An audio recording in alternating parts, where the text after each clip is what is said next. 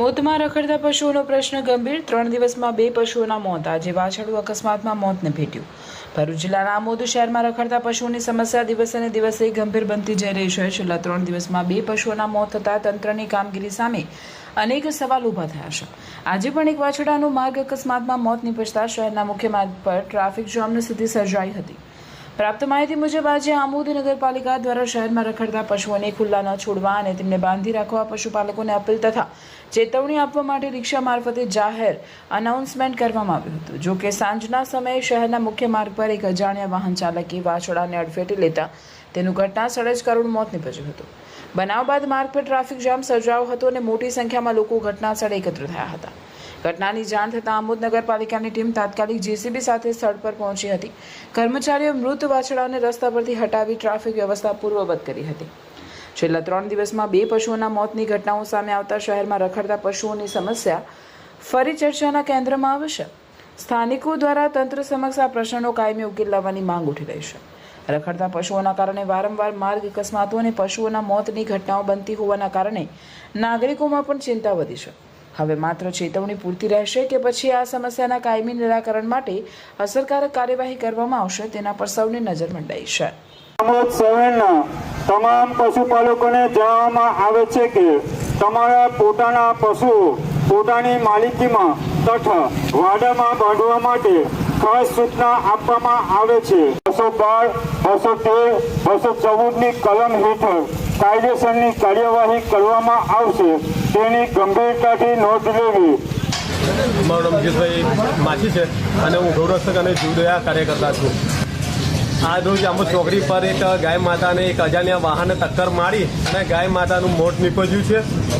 જેથી પશુપાલકોને એક સંદેશ આપવા માગું છું। વારંવાર એમને સૂચના આપવા છતાં પણ તે પશુઓને રખડતા મૂકી દે છે, જેથી આવા બનાવો બને છે। આ 3 દિવસની અંદર 2 ગાય માતાનું મોત થયું છે અકસ્માતની અંદર, જેથી પશુપાલકોને અમે સૂચિત કરીએ છીએ કે આ પશુઓને પોતાના રહેઠાણની અંદર જો તમારાથી ના પલવાતી હોય આ ગાય તો પછી તમે પશુઓને પાંજરા પર મૂકી આવો અથવા તમે પશુઓને રાખવાનું તમે છોડી દો। આજે નગરપાલિકા દ્વારા રિક્ષા ફેરવવામાં આજે તે અનુસંધાને શું કહેવા માંગે? આજે નગરપાલિકા દ્વારા જે રિક્ષા ફેરવવામાં આવી છે બહુ સરસ એમની કામગીરી કરવામાં આવી છે। નગરપાલિકા દ્વારા 2 દિવસની સૂચના આપેલી છે। હવે જોઈ રહ્યું તો નગરપાલિકા 2 દિવસ પછી શું એક્શન લઈએ છે। ઘણા સમયથી આમોદ શહેરમાં રખડતા પશુઓ માટેની સમસ્યા છે અને ઘણા નાગરિકોએ ફરિયાદ કરેલી છે અને એક્સિડન્ટો બી થયેલા છે, જેના કારણે નગરપાલિકા દ્વારા આજે માહિક દ્વારા દરેક પશુપાલકોને સૂચના આપવામાં આવેલી છે। એ સૂચનાનું પાલન કરવા માટે એમને કીધેલું છે અને જો સૂચનાનું પાલન નહીં થાય નગરપાલિકાના અધિનિયમ 1963 હેઠળ જે કંઈ કાર્યવાહી કરવાની થશે તે નગરપાલિકા કાર્યવાહી કરશે। પરંતુ નગરપાલિકા વતી હું પશુપાલકોને દરેકને વિનંતી કરું છું કે પોતાના ઢોર જે છે એ પોતાના વાડામાં બાંધી દે અને રખડતા ના છોડે, જેથી કરીને કોઈ માનવજાતનું નુકસાન ના થાય। ઘણા એક્સિડન્ટો થયેલા છે, ઘણી બધી તકલીફો ઊભી થયેલી છે, સફાઈનો પણ મુદ્દો એની અંદર આવે છે અને ઢોરો વચ્ચે બેસી જતા ત્યાં વાહન વ્યવહારને પણ તકલીફ પડે છે।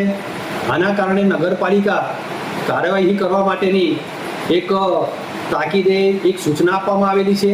સૂચનાનું પાલન કરવા માટે જણાવેલું છે અને સૂચનાનું જો પાલન નહીં કરે તો નગરપાલિકા આગળ એક્શન લેશે।